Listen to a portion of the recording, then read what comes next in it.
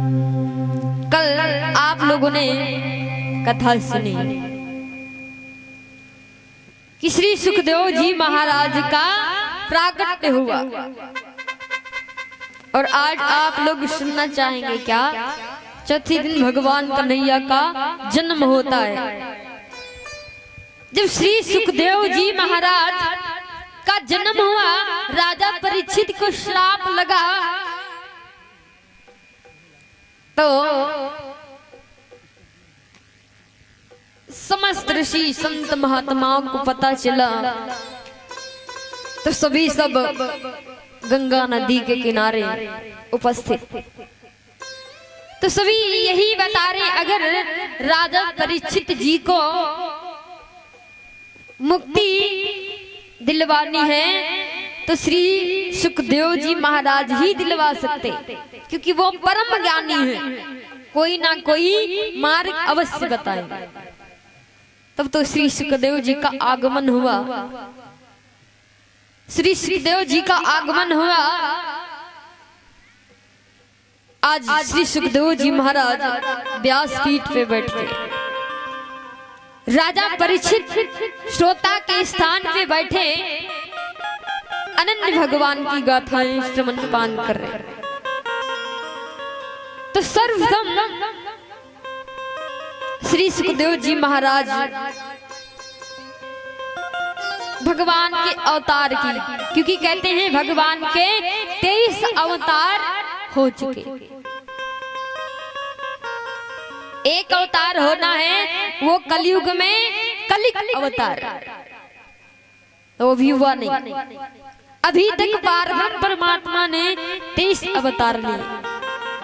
Number 1 में सनकादिक ऋषि का प्राकट्य हुआ, 23 अवतार। 12 का अवतार वामन अवतार, परशुराम अवतार, कपिल अवतार, बुद्ध अवतार, कुर्म अवतार, दत्तात्रेय अवतार,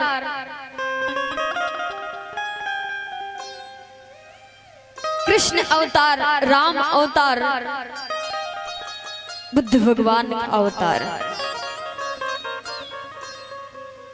अनेकों प्रकार से प्रभु ने अवतार लिया। मत्स्य अवतार, कच्छप अवतार, 23 अवतार लिए। तो परीक्षित जी महाराज को श्री सुखदेव जी महाराज वैष्णव अवतार की कथा सुनाने लगे। वैष्णव अवतार किसका है? कृष्ण भगवान का। कृष्ण भगवान वैष्णव नंबर पे अवतार लिए। और जब भी पारब्रह्म परमात्मा अवतार लेता है तो भगवान के अवतार से पहले दुष्ट का अवतार होता है। जब भी इस धराधाम पे पाप बढ़ता है, अत्याचार बढ़ता है, अधर्म होता है, जब इस पृथ्वी माँ से सहन नहीं होता, तब पारब्रह्म परमात्मा अवतार लेता है किसी न किसी रूप में। 12 का अवतार पारब्रह्म परमात्मा ने तब लिया जब ये हिरणाक्ष, कश्यप ऋषि का पुत्र हिरणाक्ष पृथ्वी माँ को चुरा के भाग गया। आप लोग विचार करते होंगे कि पृथ्वी माँ को चुरा के, पृथ्वी माँ कोई छोटी तो है नहीं जो उसको हाथ में दबा लिया चला गया है। किस प्रकार से? जिस प्रकार से माँ गंगा प्रवाहित होती, माँ गंगा की धारा प्रवाहित होती है, लेकिन माँ गंगा एक नारी के रूप में भी प्रकट होती है। नारी के रूप में प्रकट हुई थी तो किसने विवाह किया था? राजा शांतनु ने, जिनके पुत्र हैं पितामह भीष्म। पितामह भीष्म। तो इसी प्रकार से ये पृथ्वी माँ का भी एक स्त्री रूप है। तो इस स्त्री रूप को चुरा करके हिरणाक्ष, जो हिरण्यकश्यप का पुत्र था, कश्यप ऋषि का पुत्र है हिरणाक्ष, भी दो जुड़वा बालक हुए थे, एक हिरणाक्ष एक हिरण्यकश्यप। जब ये हिरणाक्ष जा करके पृथ्वी माँ को विष्ठा में रखा।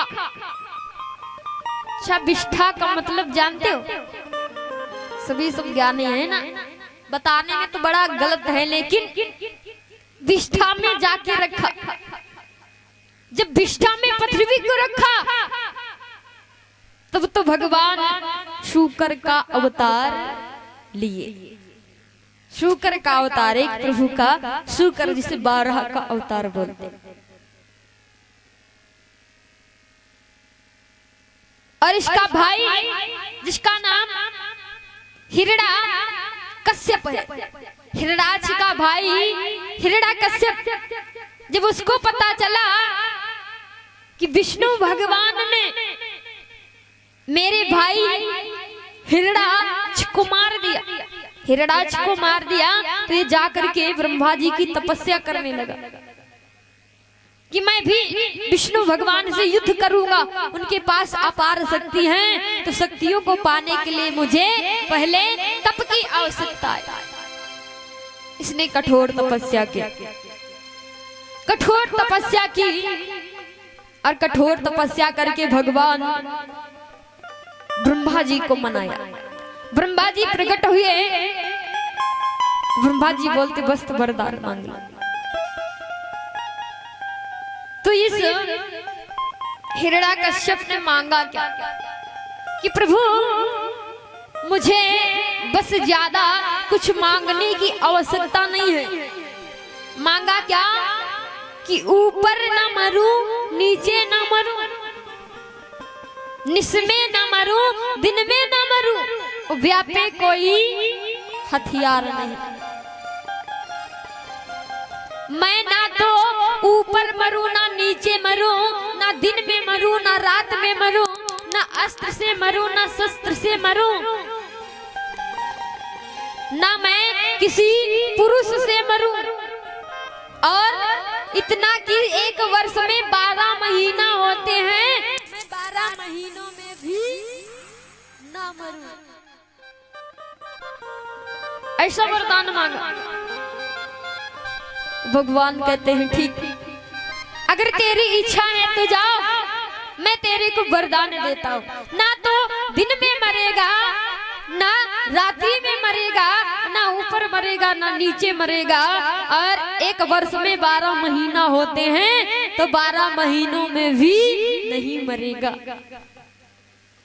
वरदान पा करके आया, बड़ा अत्याचार करने लगा, पापाचार। इस हिरण्यकश्यप की पत्नी का नाम है कयाधु। ये हिरण्यकश्यप आकर के अपने राजसभा में बैठा और ऐलान कर दिया कि आज के बाद भगवान मैं हूँ, क्योंकि जो संसार में अमर है वही तो है भगवान। लेकिन ये वरदान पा करके आया तो अपने आप को अमर समझने लगा। सभा में बैठ के ऐलान कर दिया कि आज से विष्णु मैं हूँ, भगवान मैं हूँ, कोई भी आज के बाद मंदिर में पूजा नहीं करेगा, तिलक चंदन नहीं लगाएगा, माला नहीं पहनेगा। अगर कोई भी पूजा करेगा तो हमारी पूजा करेगा। बड़ा अत्याचार करता। समस्त देवता संत मुनि बड़ा परेशान है। इसकी पत्नी का नाम कयाधु। उस समय कयाधु गर्भवती है। नारद बाबा ने विचार किया कि ये जो हिरण्यकश्यप है इतना अत्याचार करता है तो इसकी आने वाली संतान भी आगे अत्याचार ही करेगी, इसलिए क्यों ना इसकी पत्नी जो गर्भवती है तो इसका मैं वंश ही समाप्त कर देता। तो नारद बाबा कयाधु को बंदी बना के ले गए।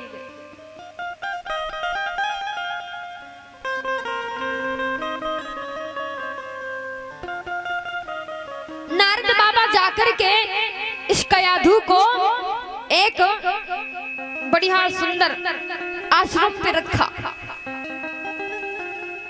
नारद बाबा विचार करते हैं, क्योंकि कहते हैं जब कोई बच्चा गर्भ में होता है तो उसको अगर आप जिस प्रकार की संस्कृति में पालन पोषण करेंगे,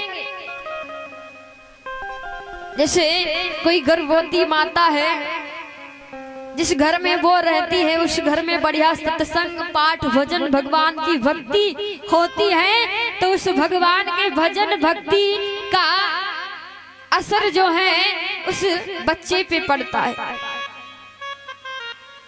तो नारद बाबा इसको एक आश्रम पे जाकर के रखते। वहां आश्रम पे हमेशा भजन भक्ति भगवान की कथाएं होती हैं। धीरे धीरे समय बीतता गया। एक पुत्र का जन्म होता है। एक पुत्र का जन्म होता है जिसका नाम पड़ा ध्रुव, जिसका नाम पड़ा प्रहलाद। ध्रुव का नाम याद आ, प्रहलाद नाम पड़ा। अब धीरे धीरे जैसे हिरण्या कश्यप को पता चला तो हिरण्या कश्यप अपनी पत्नी को अपने घर लाता है। धीरे धीरे ध्रुव सयाना हो गया, 3 वर्ष का। तो ध्रुव का नाम लिखवाया। कहाँ? संदामर्क गुरु जी के पास पढ़ने के लिए भिजवाया। और हिरण्या कश्यप करता है, मेरे बेटे को आप राम को छोड़ के, विष्णु को छोड़ के, समस्त देवताओं की कथा छोड़ के हर एक चीज अध्ययन कराइएगा और हमारे बेटे को बताइएगा कि भगवान मैं हूँ और संसार में कोई भगवान नहीं। इस प्रकार से पढ़ने जाते हैं प्रहलाद जी। धीरे धीरे समय बीतता गया। एक दिन की बात है, प्रहलाद जी महाराज स्कूल जा रहे पढ़ने के लिए और मार्ग में एक कुम्हारन आवे में बिल्ली के बच्चे रख दिए और आवे में जो है आग भी लगा दी। आवाज जलने लगा। तब तो उसको ध्यान आया, इस आवे में मैंने बिल्ली के बच्चे रख दिए, मुझसे महा पाप हो गया। बहुत रोती, बहुत चिल्लाती है, प्रभु मेरी रक्षा करो, मैंने कितना बड़ा पाप कर दिया। वो विष्णु भगवान का बार बार नाम ले रही। प्रहलाद जी ने सुना, ए बढ़िया, तू मेरे पिता का नाम भूल करके उस विष्णु का नाम ले रही। अब तक तू मेरे पिता का नाम लेती ना तो आकर के 2-4 बाल्टी पानी डाल करके आग बुझा देते। वो विष्णु यहाँ नहीं आने वाला, क्योंकि भगवान मेरे पिताजी हैं। अब तो बुढ़िया कहने लगी, नहीं बेटा, भगवान तो एक ही है, पारब्रह्म परमात्मा एक ही है। तुम्हारे पिता तुमसे झूठ बोलते हुए, कोई भगवान नहीं है। अच्छा, कहाँ? प्रहलाद कहती, अगर भगवान है तो ये बिल्ली के बच्चे बच जाने चाहिए। और मैं अब तो स्कूल को जा रहा हूँ और ये आवा आप मेरे आने के बाद खोलेंगे। अगर बिल्ली के बच्चे जीवित बच गए हैं तब तो मैं जान जाऊंगा कि भगवान कोई और है, मेरा पिता नहीं। प्रहलाद जी पढ़ने के लिए चले जाते। जब छुट्टी होती वापस आए, तब तक क्या होता है, इस बुढ़िया ने भगवान को बुलाया, भगवान का आवाहन किया, रो रो के प्रभु को बचाया। प्रभु प्रसन्न हुए, अपनी इच्छा से जल वर्षा करते।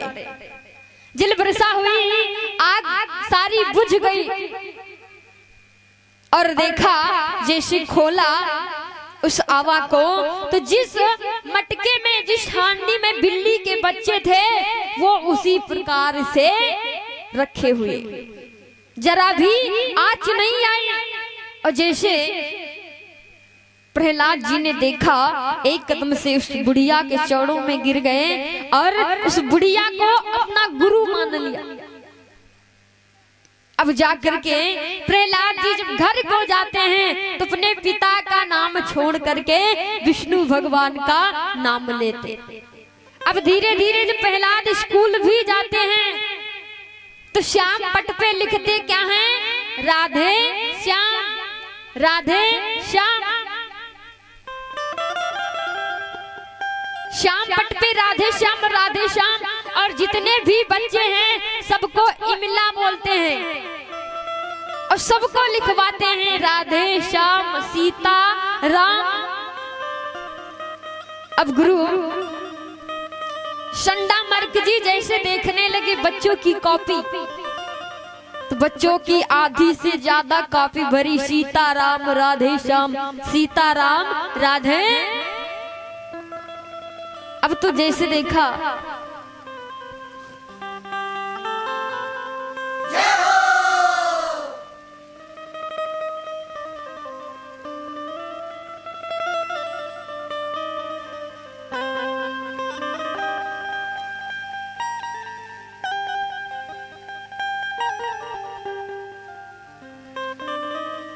प्रेम श्री गोविंद भगवान की जय हो, सबर सरकार की जय हो।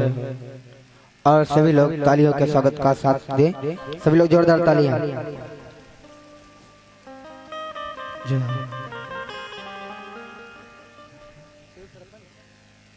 और परम आदरणीय परम सम्मानीय दादाश्री शिव सरपंच जी की तरफ से व्यास जी का स्वागत और हम सभी कलाकारों का स्वागत है। बहुत बहुत धन्यवाद है। भगवान से आशीर्वाद की कामना, जीवन मंगलमय हो, सदैव उच्च पद की प्राप्ति हो, यही धर्म मंच से आशीर्वाद की कामना है। सभी लोग जोरदार तालियां बजाएं दादाजी के लिए। जय हो। प्रेम श्री वृंदावन बिहारी लाल की सवरिया से ठीक। जय हो, जय हो।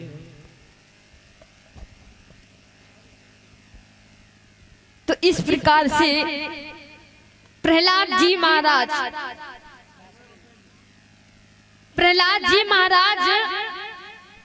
आधे से ज्यादा कॉपी पे राधे श्याम सीताराम, राधे श्याम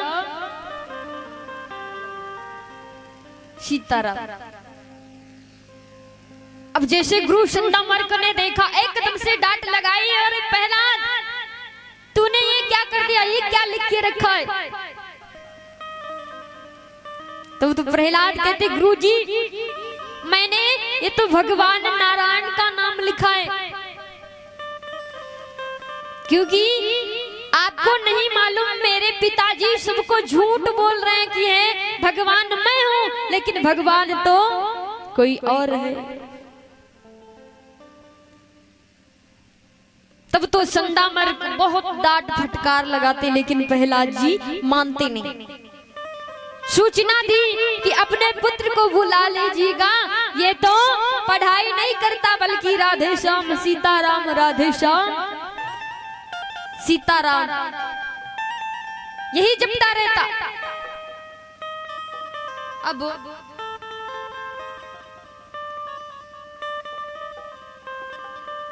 जो है हिरणा कश्यप अपने बेटा को बुलवा लेता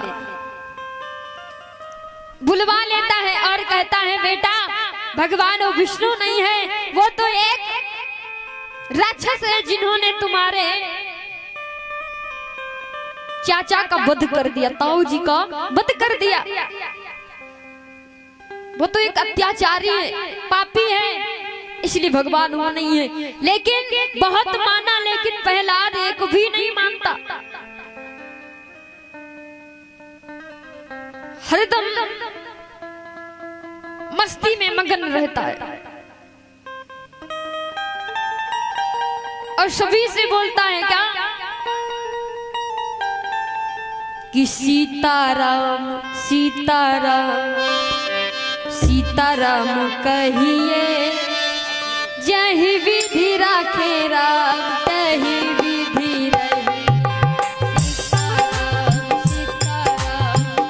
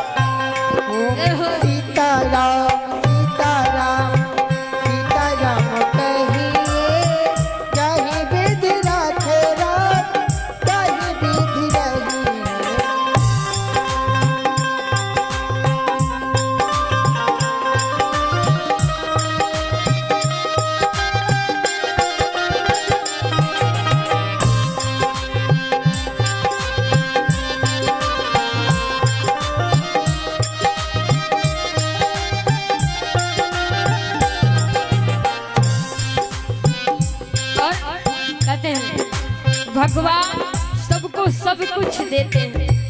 एक बार ये मौका सबको देते हैं कि आप सब कुछ हासिल कर सके। ये मौका हर किसी को एक बार जरूर मिलता है। धन दौलत ये सब कुछ बाद में, सब कुछ सबको मिलता है, लेकिन धन दौलत के साथ अगर हमको आपको अभिमान आ गया ना, तो भगवान देता भी सब कुछ है और छीनता भी बहुत जल्दी है।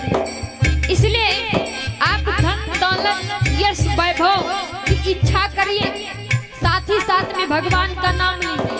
अगर अभिमान आ गया तो कुछ भी नहीं रह सकता, क्योंकि कहा गया किया अभिमान तो फिर मन नहीं पाएगा।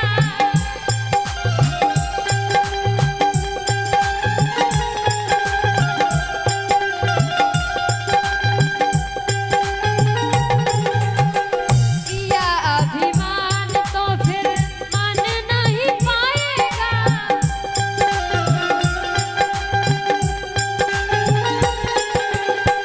होगा प्यार वही जो श्री राम जी को भाएगा।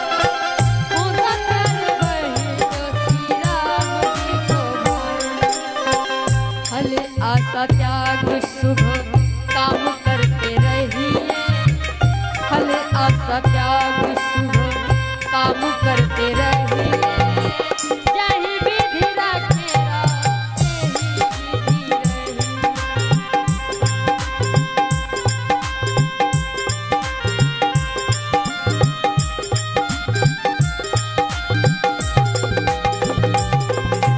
सीताराम सीताराम सीताराम कहिए, जय विधि राखे राम कहे विधि रही। सीताराम सीताराम सीताराम कहिए, जय विधि राखे राम कहे विधि रही।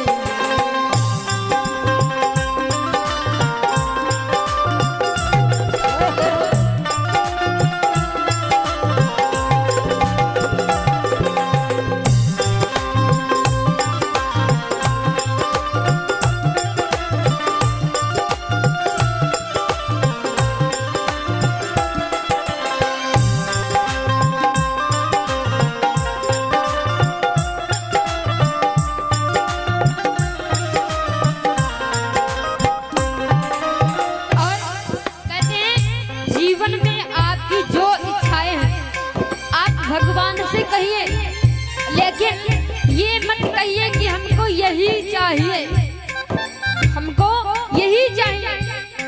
क्यों? क्योंकि पार ब्रह्म परमात्मा बड़ी सोच समझ के हमको आपको कुछ देता है। जो हमारे लिए अच्छा होता है वही देता है। क्यों? क्योंकि एक उदाहरण के लिए, एक बच्चा सर्दियों में अपने मम्मी पापा से बर्फ मांगता, तो मम्मी पापा को तो पता है कि अगर सर्दियों में मेरा बेटा बर्फ खाएगा तो हानिकारक होगा। उसी प्रकार से हम और आप लोगों का पार ब्रह्म परमात्मा, तो वो पार ब्रह्म परमात्मा देख रहा है कि हमको आपको क्या चाहिए और क्या नहीं चाहिए, क्या हमारे जीवन में अच्छा है क्या बुरा है। भगवान तो समय समय पर देता है। इसलिए ये मत कहिए कि हमको यही चाहिए, जो तुम्हारे लिए अच्छा है भगवान वही देता है। क्योंकि भगवान पिता अपने पुत्र के साथ कभी गलत नहीं करता, इसलिए अपनी जीवन की डोर जो है, जिंदगी की डोर सब हाथ दीननाथ के।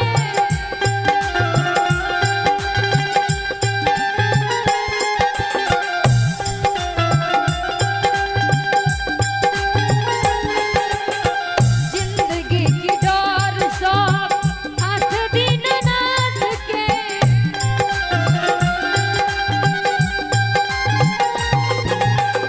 झोपड़ी में रखे चाहे महलों में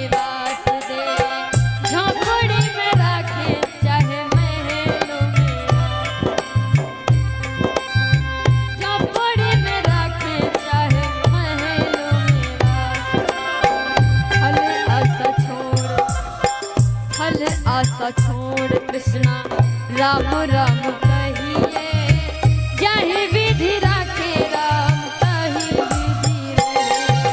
सीताराम सीताराम सीताराम कहिए जाहि विधि राखे राम ताहि विधि रहे। सीताराम सीताराम सीताराम कहिए जाहि विधि राखे राम ताहि विधि रहे।